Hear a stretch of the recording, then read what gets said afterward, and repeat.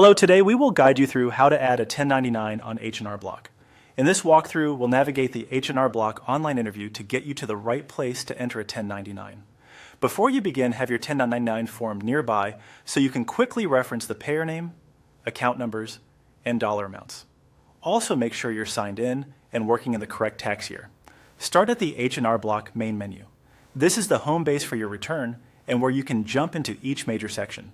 If you've been clicking around and don't see it, use the site's navigation to return to the main menu so we're all starting from the same place. From there, choose Overview. This brings up a high-level snapshot of your return and provides links into the parts you're most likely to use next. Next, go to Federal.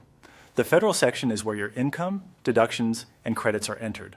Nearly all 1099 information is reported on your federal return, so this is the right path. Select Go to the beginning of my return. This option restarts the guided interview for your federal entries and helps ensure you see all the income topics.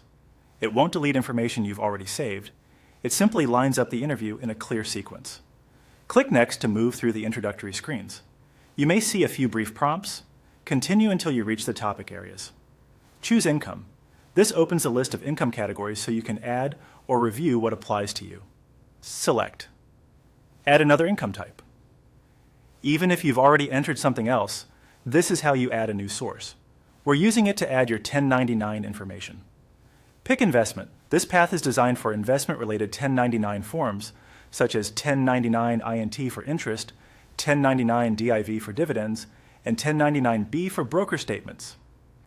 If your 1099 relates to investments, this is where it belongs. If your 1099 is a different type, follow the on-screen guidance in your return to choose the appropriate category so it lands on the correct tax form. Click Next. You'll arrive at the screens where you can enter your 1099 details or, when available, import information from participating financial institutions.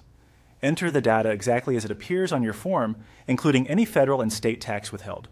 Use the help icons if you're unsure about a box or code and save as you go. That's it.